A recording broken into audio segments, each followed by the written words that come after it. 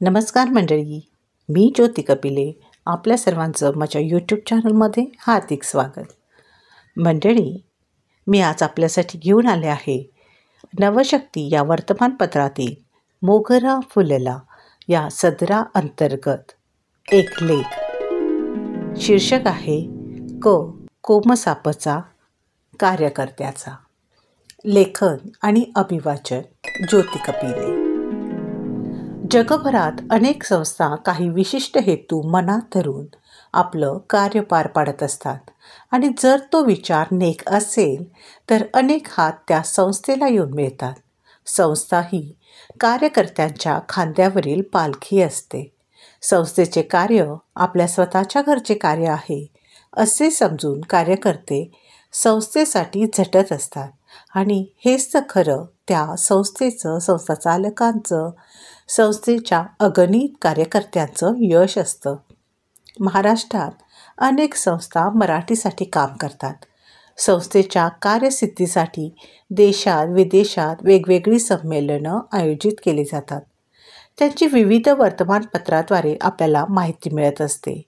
नुकतेच मॉरिशसमध्ये संपन्न झालेल्या कोकण मराठी साहित्य परिषदेच्या 17व्या आंतरराष्ट्रीय हृदयंगम मराठी साहित्य संमेलनाच्या बातम्याही आपण निश्चितच वाचल्या असतील. संमेलन अतिशय सुंदररित्या संपन्न झालं. अर्थात मी त्यात सहभागी होते म्हणून लिहिलेलं नाही, तर हे संमेलन, त्याची पायाभरणी, त्यातील विविध कार्यकर्त्यांचं आयोजन, नियोजन मी जवळून बघितलं, अनुभवलं, म्हणूनच हा लेखन प्रपंच. झालं असं, कोमसापचे केंद्रीय कार्याध्यक्ष डॉक्टर प्राध्यापक प्रदीप ढवळ सर सहकुटुंब सहपरिवार मॉरिशसला फिरायला गेले असता त्यांना ओळखीतून काही मराठी संस्थांची माहिती मिळाली. त्यांच्यातील कार्यकर्ता स्वस्थ बसला नाही. ते तिकडच्या संस्थेच्या पदाधिकाऱ्यांना भेटले आणि पुढे इतिहास घडला. एक भव्य स्वप्न घेऊन ते आपल्या मायभूमीत परतले आणि त्यांनी ते स्वप्न कोकण मराठी साहित्य परिषदेच्या केंद्रीय अध्यक्षा नमिता कीर आणि संस्थेचे संस्थापक पद्मश्री मधु मंगेश कर्णिक यांच्या डोळ्यात पेरलं. मधुबाई आणि नमिता कीर मॅडम यांची सहमती, सहकार्य घेऊन ढवळ सर आपल्या टीमसह आयोजन नियोजनाला लागले.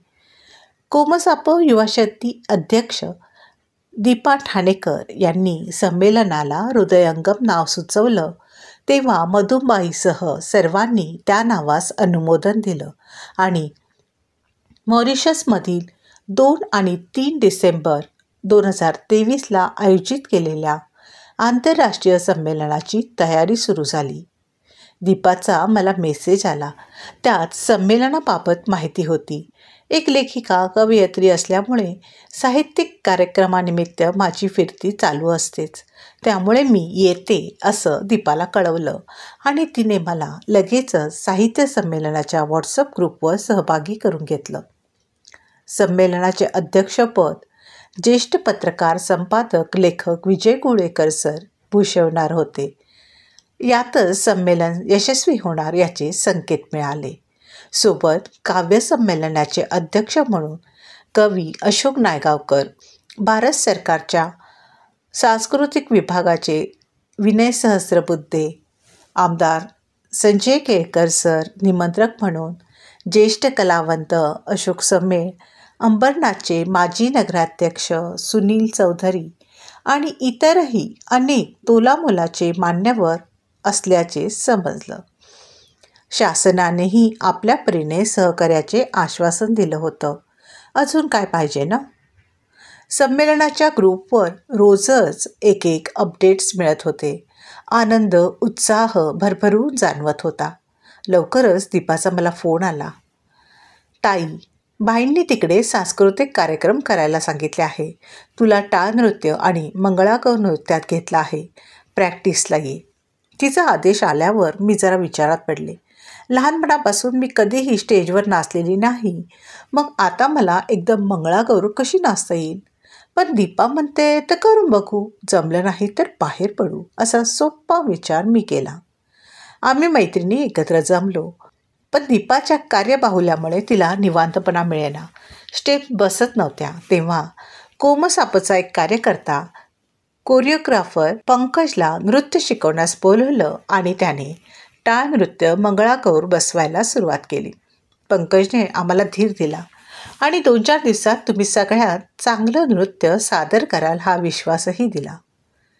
आमची नृत्याची प्रॅक्टिस आनंद विश्वगुरुकुल या महाविद्यालयात सुरू होती. संमेलनात ग्रंथदिंडी, गणेशवंदना, कोळी नृत्य, नमन, बुरगुंडा नृत्य, जोगवा, लावणी असे विविध नृत्य प्रकार सादर केले जाणार होते. त्याचप्रमाणे स्वराज्यनिष्ठा हा नाट्यप्रयोगही सादर करण्यात येणार होता. तसेच तिकडचे लोकही वेगवेगळे सांस्कृतिक कार्यक्रम करणार असल्याचं समजलं. दरम्यान आम्ही रोजच गुरुकुलावर प्रॅक्टिस करायला जमत असू. हातात वेळ थोडा असून आपण सादर करणार ते परफेक्ट असायला हवं आणि वेळेतच पार पडायला हवं हे ढवळ सरांचं सर्वांना आवाहन होतं. त्यामुळे एक दिवस आम्ही सर्व वेळात वेळ काढून पूर्ण वेळ प्रॅक्टिससाठी थांबलो. सरांनी नाश्ता आणि जेवणाची व्यवस्था केली. चहा तर मागेल तेव्हा मिळाला. कॉलेजच्या आवारात 3-4 ठिकाणी वेगवेगळ्या नृत्य प्रकाराची प्रॅक्टिस सुरू असतानाच मला तरुण प्रांजली भेटली.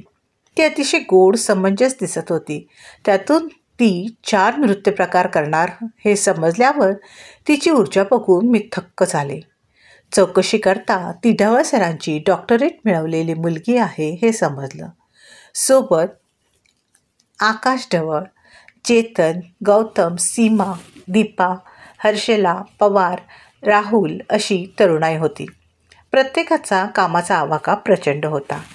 गौतम आणि दीपाकडे तर एकाच वेळी अनेक कामं करण्याचं आणि ते व्यवस्थित पार पाडण्याचं संयोजन कौशल्य होतं, ऊर्जा होती आणि डोक्यावर बर्फ, तोंडात साखर अशा प्रकारे ते कार्य करत होते.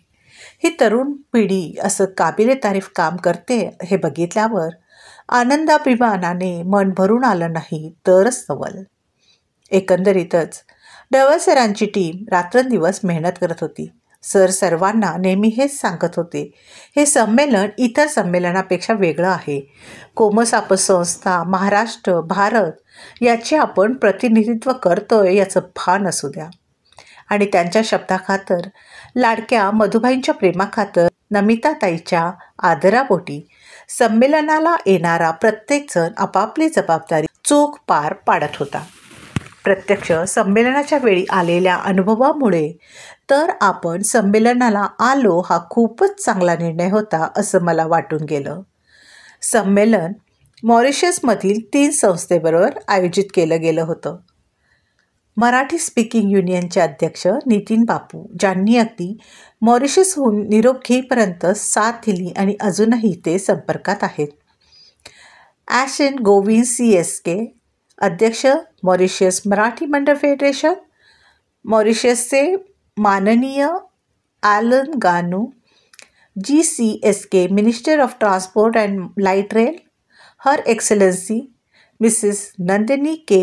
सिंगला, हाय कमिशनर ऑफ इंडिया, स्वागताध्यक्ष निशा हिरू हे उद्घाटनाच्या कार्यक्रमाला आवर्जून उपस्थित होते.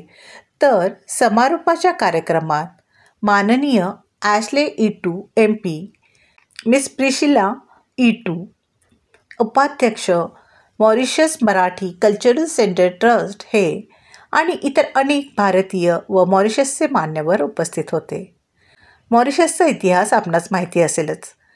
त्याच इतिहासामुळे आजची युवा पिढी मॉरिशसमध्ये मराठी भाषेला सन्मान मिळवण्यासाठी झटत आहे. मराठी भाषेच्या वापराला मॉरिशस सरकारने मान्यता दिली असून मराठी भाषा वाढवण्यासाठी, जगविण्यासाठी तिकडचे सर्व मंडळी, शिक्षकगण खूप मेहनत घेत आहेत.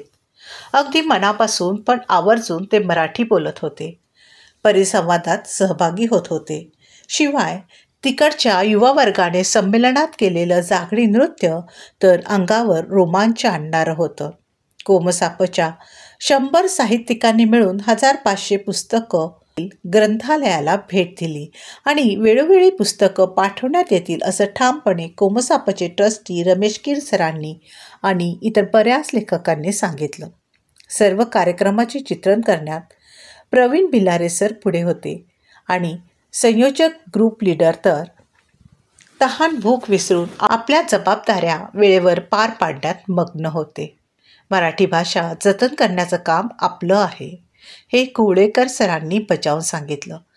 ते आणि नायगावकर सर वेळोवेळी संमेलनाचे महत्त्व आमच्या मनावर बिंबवत सर्व आयोजकांच्या पाठीवर कौतुकाची थाप देत होते आणि संमेलन अनुभवणाऱ्या प्रत्येकाची जवळपास अशी स्थिती होती.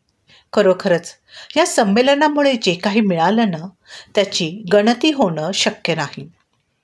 थोडक्यात पण महत्त्वाचं तेवढं तुमच्याशी शेअर केलं.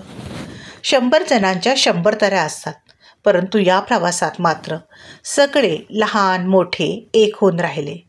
काही अपरिहार्य कारणांमुळे मधुबाई या संमेलनाला उपस्थित राहू शकले नाहीत.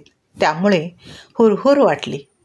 परदेशातील प्रवासात किती अडथळे पार करावे लागतात हे आपण तर जाणून आहोतच, पण तोही प्रश्न ढवळ सर, महाराष्ट्र राज्य पोलीस आणि क्रॉसवेज इंटरनॅशनल ट्रॅव्हल एजन्सीचे दिलीप ठाणेकर यांनी सोपा केला. सोबत डॉक्टर मंडळी होती. येताना जाताना कोणालाही काडीचाही त्रास झाला नाही. कोमसापच्या ढवळ सरांनी एक स्वप्न प्रत्येकाच्या मनी रुजवलं आणि सर्वांच्याच सहकार्याने ते यशस्वी करूनही दाखवलं. ही अशी स्वप्न वटवृक्षासम वाढत राहोत आणि संपूर्ण जगात मराठीचा जागर होत राहो. संपूर्ण जगात मराठीचा जागर वाढत राहो हीच इच्छा आहे आणि असेलही. धन्यवाद. शीर्षक होतं कोमसापचा कार्यकर्त्यांचा. लेखन आणि अभिवाचन ज्योती कपिले. मंडळी, आपण मराठी भाषाप्रेमी असाल आणि हा लेख आपणास आवडला असेल, लाईक, शेअर, फॉरवर्ड करा, चॅनलला सबस्क्राईब करा. चला भेटूया लवकरच दुसऱ्या विषयासह. तोपर्यंत आपली काळजी घ्या. पुस्तकं वाचा, व्यक्त व्हा. धन्यवाद.